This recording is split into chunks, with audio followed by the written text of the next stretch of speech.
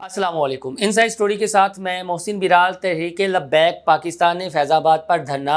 दे दिया है। इसे फैज़ाबाद धरना 2 का नाम दिया जा रहा है और साथ साथ ये बात भी कही जा रही है कि इसके पीछे खुफिया एजेंसियों का हाथ है और कुछ सोशल मीडिया एक्टिविस्ट ऐसे हैं कि वो खुलकर ISI का नाम भी ले रहे हैं, बल्कि कुछ का ये मानना है कि इसके पीछे कोई बड़ी साजिश है और कुछ बड़ा होने जा रहा है। वजह यह है कि सुप्रीम कोर्ट में जो मखसूस नशिस्तों का फ़ैसला तहरीक इंसाफ के हक़ में आया है और दूसरी जानिब इद्दत केस में जो फ़ैसला इमरान खान और बुशरा बीबी के हक़ में आया है, इससे ये लग रहा है कि इमरान खान इस वक्त भी पाकिस्तान के मकबूल तरीन लीडर हैं और वो डट कर खड़े हैं। उनके बयानिए को कोई ज़िच नहीं पहुँचा रहा, बल्कि लोग उनके बयानिए पर लब्बैक कह रहे हैं और इसीलिए इमरान खान के बयानिए के तोड़ के लिए तहरीक लब्बैक के अमीर हाफिज़ साद हुसैन रिजवी को मैदान में उतारा गया है। तहरीक लब्बैक का मानना ये है और वो ये कहते हैं कि हम किसी के इशारे पर नहीं बल्कि मज़लूम फ़लस्तीनियों के हक़ के लिए फैज़ाबाद आए हैं। अब ये भी खबरें सामने आ रही हैं कि जुड़वा शहरों का जो राब्ता है मुनक़ता हो गया है। शुकूक व शुबहात कैसे पैदा हुए और क्या वाकई इसके पीछे खुफिया एजेंसियों का हाथ है या फिर जो क्रेन पार्टी वाले हैं उनका मौक़िफ़ दुरुस्त है, तो अपने इस वीलॉग में वो हक़ाइक़ मैं आपके सामने रखूँगा और आपको ये भी बताने की कोशिश करूँगा जो ख़बर मेरे पास है कि आखिर मामला इतना गंभीर कैसे हुआ और क्यों कहा जा रहा है कि हालात कशीदा होने जा रहे हैं, इसके पीछे क्या मुहरकात और असबाब हैं। उसके अलावा मैंने खुद एक ट्वीट किया था कि लब्बैक के जो 3 मुतालबात हैं इसमें से उन्हें 2 और मुतालबात ऐड करने चाहिए थे और हो सकता है कि आने वाले दिनों में उनके 3 की बजाय 5 मुतालबात हो जाएं। लेकिन जो शुकूक व शुबहात वाली बात है, तो मेरे कुछ दोस्तों ने और ख़ास तौर पर कुछ सहाफ़ी जिनकी सोशल मीडिया पर बहुत ज़्यादा फ़ैन फॉलोइंग है, उन्होंने ऐसे सवालात खड़े किए कि जिससे मामला ऐसा लगा कि वाकई इसके पीछे कोई बहुत बड़ी साजिश कार फरमा है। और लब्बैक को ऐसा माहौल कैसे मिल गया कि वो रैली निकालते हैं और फैज़ाबाद आते हैं, पुरअमन तरीके से वहाँ पर बैठ जाते हैं, उनको कैंप भी मुहैया कर दिए जाते हैं, उनके लिए सबीलें भी लग जाती हैं और कोई उन पर क्रैकडाउन नहीं किया जाता। तो मेरे दोस्त हैं सोशल मीडिया पर, उनकी काफ़ी ज़्यादा फ़ैन फॉलोइंग है, सीनियर सहाफ़ी हैं शाकिर महमूद अवान। उन्होंने लिखा है कि दाल में कुछ तो काला है। जमात इस्लामी ने फ़लस्तीन के लिए धरना दिया तो 3 अफराद को शहीद किया गया, दर्जनों गिरफ़्तारियाँ हुई, मुतअद्दिद मुकदमात दर्ज हुए।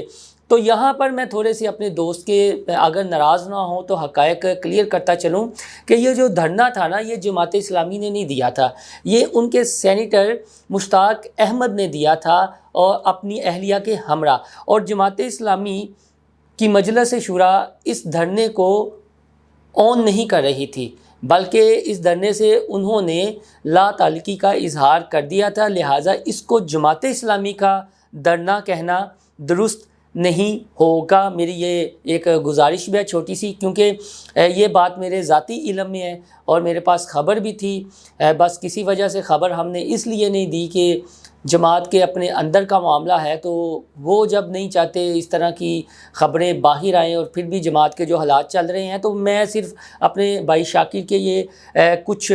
शायद हो सकता है उनके इल्म में ये बात हो, वो दुरुस्त करना चाह रहा था। इसके बाद वो लिखते हैं कि अब साद रिजवी आए हैं तो पानी भी मिल रहा है, हाजत के लिए भी इंतज़ाम है, कोई वाटर कैनन शेलिंग नहीं। दूसरी जानिब तहरीक इंसाफ ने जलसे की इजाज़त मांगी तो कहा गया कि दहशत गर्दी का ख़तरा है, मुहर्रम का आगाज़ हो चुका है, थ्रेट अलर्ट है, इसके पस पर्दा क्या मकासद हैं, क्या किसी को दबाव में लाना मकसूद है या फिर 2-4 दिन बाद मामलात को संगीन सतह पर ले जाना चाहते हैं, कुछ तो बड़ा करने की तैयारी की जा रही है। तो ये एक शुकूक व शुबहात वाला ट्वीट है कि दाल में कुछ काला है और कुछ तो बड़ा करने की तैयारी की जा रही है। इसके बाद इमरान रियाज़ भाई ने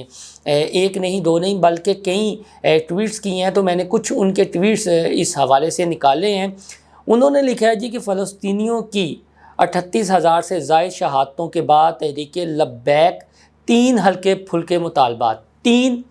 हल्के फुल्के मुतालबात, यानी जो तहरीक लब्बैक के मुतालबात हैं उन मुतालबात को इमरान रियाज़ भाई ने कहा है 3 हल्के फुल्के मुतालबात। वो 3 मुतालबात आगे जाकर डिस्कस करेंगे। کے ساتھ 9 ماہ کی تاخیر سے احتجاج کے لیے نکل آئی ہے، تو یہ اچھی بات ہے۔ دیر آئے درست آئے، مگر مجھ سمیت درجن سے زائد صحافیوں کے نمبرز پر سینکڑوں ذو معنی اور تانوں والے پیغامات بھجوانا کیسی حکمت عملی ہے؟ قیادت سے گزارش ہے کہ واٹس ایپ گروپس میں ہمارے نمبر شیئر کرنا بند کریں اور کارکنوں کو غیر ضروری پیغام رسانی سے روکیں۔ یعنی ان کا یہ کہنا ہے کہ ان کے نمبر ایڈ کیے گئے ہیں کچھ واٹس ایپ گروپوں میں اور بعد میں پیغامات پہنچائے جا رہے ہیں، اور یہ ان کے ہلکے پھلکے 3 مطالبات ہیں جو انہیں 9 ماہ بعد یاد آئے ہیں۔ اس پر کرین پارٹی والوں نے اپنا ایک موقف دیا ہے، وہ بھی موقف آگے چل کر میں آپ کو بتاؤں گا کہ ان کے آفیشلز کی جانب سے اس ٹویٹ پر کیا موقف آیا ہے۔ رضی طاہر ہیں، ہمارے دوست بھی ہیں، بڑے ایک معروف سوشل میڈیا ایکٹیوسٹ ہیں، وہ بھی کچھ اسی طرح کا ٹویٹ لکھتے ہیں کہ تحریک لبیک پاکستان واحد مذہبی سیاسی جماعت ہے جس کے کارکن تنقید کے جواب میں گالیوں سے گفتگو کا آغاز کرتے ہیں، لیکن ان کا قصور نہیں، لیڈرشپ نے سکھایا ہی یہی ہے کہ جو جواب دے رہے ہیں لبیک کے یا کرین پارٹی والے کے ٹرولرز، ان کو کہا گیا جی کہ ان کی لیڈرشپ نے سکھایا ہی ایسے ہے اور وہ گالی دیتے ہیں۔ امیر عباس ہیں جی، بڑے سینئر صحافی ہیں، اینکر ہیں، ان کا جو ٹویٹ ہے وہ بھی بڑا حیران کن ہے، اور انہوں نے تو تفصیلاً اپنا ٹویٹ کیا ہے کہ ٹی ایل پی نے فیض آباد کے مقام پر دھرنا دے رکھا ہے، پی ٹی آئی انتظامیہ سے لے کر عدالتوں تک کو دستک پر دستک دے رہی ہے، ہمیں اسلام آباد سے لے کر پاکستان کے کسی شہر، قصبہ یا گوٹھ میں ہی جلسہ کرنے دیں، لیکن ریاست ان سے مزاحمت کر رہی ہے، عدالتوں کے احکامات کو جوتے کی نوک پر لکھ رہی ہے، دوسری جانب ٹی ایل پی اٹھتی ہے، لوگ اکٹھے کرتی ہے اور بغیر کسی مزاحمت یا رکاوٹ کے فیض آباد آ کر بیٹھ جاتی ہے، ہر طرف کنٹینر لگ جاتے ہیں، نہ کسی ڈی سی کا ایم پی او آرڈر جاگتا ہے، نہ گھروں پر چھاپے مار کر قیادت کو گرفتار کیا جاتا ہے، نہ کسی کو دہشت گردی کا خطرہ نظر آتا ہے، نہ کسی کو محرم الحرام کا بہانہ یاد آیا، نہ محسن نقوی جاگا، نہ مریم نواز، اور نہ ہی کالز ریکارڈ کرنے والوں کو ٹی ایل پی قیادت کے اس منصوبے کا پتہ چلا۔ کمال ہے نا؟ ویسے آپ سمجھتے ہیں یہ قوم پاگل ہے؟ یہ امیر عباس صاحب نے لکھا ہے، مجھے کہنے کی ضرورت نہیں ہے۔ بیچ میں مریم نواز کو بھی رگڑا لگا دیا ہے، وفاقی وزیر داخلہ محسن نقوی کو بھی رگڑا لگا دیا ہے، اور وہ جو کالز ریکارڈ کرتے ہیں جن کا وہ اسلام آباد کے جج بابر ستار نے فیصلہ بھی دیا تھا، ان کو بھی بیچ میں تھوڑا سا رگڑا لگا دیا ہے اور کچھ سوالات بھی پوچھے ہیں۔ ایمان ریاض بھائی کا ایک اور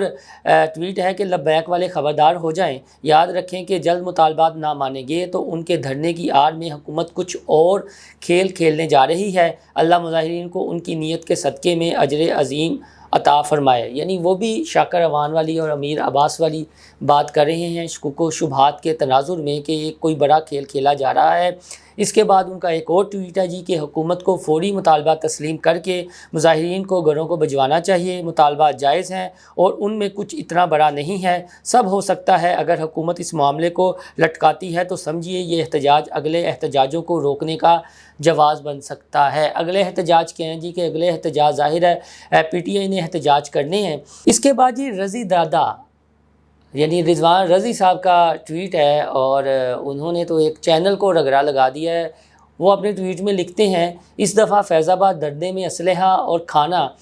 کس ٹی وی چینلز کی گاڑیوں میں بھجوایا جا رہا ہے؟ پہلے تو 92 والے چودھری رشید کی ڈیوٹی لگی تھی، جب فیض آباد کا پہلا دھرنا ہوا تھا تو 92 والے یعنی 92 کے جو مالک ہیں چودھری رشید،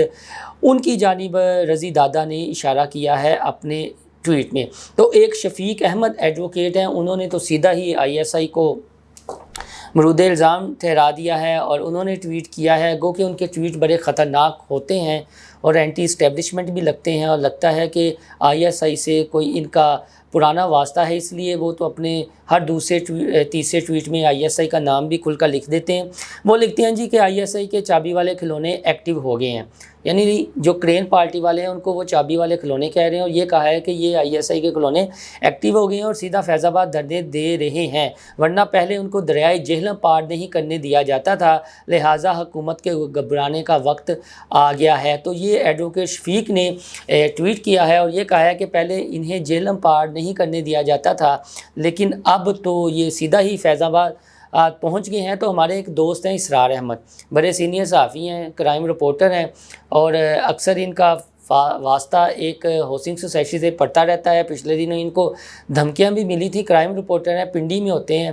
اور بڑی اچھی اچھی خبریں دیتے ہیں۔ انہوں نے بھی جو ٹویٹ کیا ہے بہت بڑا سوال کھڑا کر دیا ہے کہ سوال یہ پیدا ہوتا ہے کہ ترنول میں پی ٹی آئی کے جلسے کو یہ کہہ کر ختم کر دیا گیا کہ سیکیورٹی رسک ہے، تو پھر آج فیض آباد میں کسی کو سیکیورٹی رسک نظر نہیں آ رہا، اوپر سے 9-10 محرم بھی قریب ہے، یہ ہو کیا رہا ہے؟ اس کے ساتھ ساتھ شہزاد احمد مرزا ہیں، جماعت اسلامی کے یہ ٹرولرز لگتے ہیں، ایکٹیوسٹ ہیں، اکثر ہماری ٹویٹ پر بھی یہ رد عمل دے دیتے ہیں۔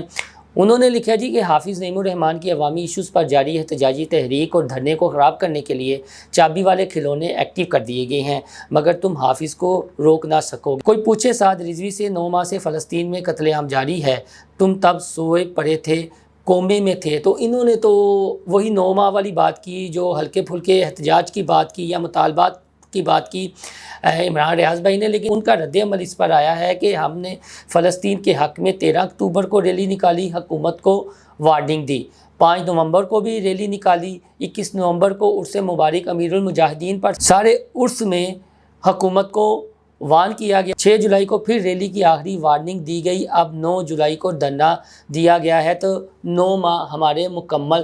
ہوتے ہیں۔ تو لبیک کا یہ کہنا ہے جی کہ ہم نے 9 ماہ وارننگ دی کہ فلسطین کے معاملے پر ریاست پاکستان کچھ کرے، لیکن جب ریاست پاکستان نے کچھ نہ کیا تو پھر ہم نے یہ اپنی 13 جولائی والی ریلی نکالی ہے، اور جس نے ٹویٹ کیا ہے یا اس میں شکوک و شبہات پیدا کرنے کی کوشش کی ہے، لبیک والوں کی جانب سے آفیشلی جو رد عمل آیا ہے وہ یہ ہے۔ اب جو ان کے 3 مطالبات ہیں، مجھے لگتا ہے کہ 2 مطالبات تو ان کے آسانی سے مان لیے جائیں گے، اور ایک جو تیسرا مطالبہ ہے وہ خود عوامی شعور سے ریلیٹڈ ہے کہ عوام کو اس حوالے سے کچھ کرنا چاہیے، خالی کرین والوں کو نہیں کچھ کرنا چاہیے، عوام کو بھی اپنی معاشرتی ذمہ داری اس پر پوری کرنی چاہیے۔ پہلا تو کرین والوں کا مطالبہ جی کہ جو مظلوم فلسطینی ہیں ان تک غذا اور طبی امداد پہنچائی جائے، یہ پہلا مطالبہ ہے، جائز مطالبہ ہے، اور ہماری خبر یہ ہے کہ ریاست پاکستان اس تناظر میں کچھ اقدامات بھی کر رہی ہے۔ دوسرا ان کا مطالبہ یہ ہے کہ سرکاری سطح پر حکومت پاکستان اسرائیلی مصنوعات کا بائیکاٹ کرے، اس کا اعلان کرے۔ تو یہ وہ ہے جی کہ جو میں سمجھتا ہوں کہ عوام سے ریلیٹڈ ہے۔ تیسرا ان کا مطالبہ یہ ہے لبیک والوں کا کہ اسرائیل کے جو وزیر اعظم ہیں نیتن یاہو، ان کو دہشت گرد قرار دیا جائے۔ تو پوری دنیا میں میرے خیال میں اس طرح کی بحث ہو رہی ہے، اور کچھ ممالک نے تو انہیں دہشت گرد قرار بھی دیا ہے، اسرائیل اور اس کے وزیر اعظم کو۔ تو یہ بھی مطالبہ میرے خیال میں ریاستی سطح پر اس طرح کے جو اقدامات ہو رہے ہیں وہ آگے چل کر آپ کو معلوم ہو جائے گا۔ جو میرا اپنا تھا کہ اس میں 2 مطالبات پاکستان کے عوام کے حقوق کے لیے بھی ایڈ کر لیے جاتے ہیں کہ یار بجلی کے بلوں میں جو اضافہ کیا گیا ہے وہ فی الفور واپس لیا جائے، اور جو قیمتیں بڑھائی گئی ہیں وہ بھی واپس لی جائیں، اور پٹرول کی قیمتوں کو بھی سٹیبل کیا جائے۔ یہ خالصتاً پاکستان کے عوام کے دل کی آواز ہے، تو کرین والوں کو چاہیے تھا کہ یہ مطالبات بھی اس میں شامل کر لیتے۔ ساری جو کہانی ہے میں نے آپ کو بتا دی ہے، شکوک و شبہات کیوں پیدا کیے گئے، اور آئی ایس آئی کی جانب توپوں کا رخ کیوں کیا گیا، خفیہ اداروں کو ٹارگٹ کیوں کیا جا رہا ہے، لبیک کو کیوں نشانہ بنایا جا رہا ہے۔ کچھ ان کے ہمدرد بھی ہیں، اور جو ہمدرد ہیں پھر وہ یہ چاہتے ہیں کہ یار اس طرح کا کوئی کریک ڈاؤن نہ ہو، لیکن اسے پی ٹی آئی اور عمران خان سے لنک کرنے کی کوشش کی جا رہی ہے۔ اور مجھے بظاہر یہ لگتا ہے کہ پی ٹی آئی اور جو کرین والے ہیں، یعنی بلہ اور کرین والے، ان کو آمنے سامنے کرنے کی کوشش کی جا رہی ہے، اور شاید اس طرح کا ماحول بنانے کی بھی یہ ایک سازش ہو سکتی ہے کہ پھر سارا الزام حکومت پر چلا جائے، چونکہ بار بار حکومت کو اس میں ٹارگٹ کیا جا رہا ہے، اور یہ بنیاد بنائی جا رہی ہے کہ کچھ بہت بڑا ہونے والا ہے۔ تو دوستو، اس سے پہلے ایک دھرنا ہوا تھا، فیض آباد دھرنا،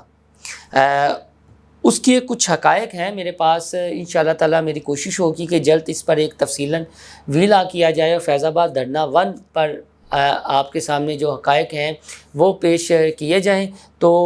ابھی تک فیض آباد جو دھرنا 2 ہے اس پر جو کچھ ہوا ہے آپ تک میں نے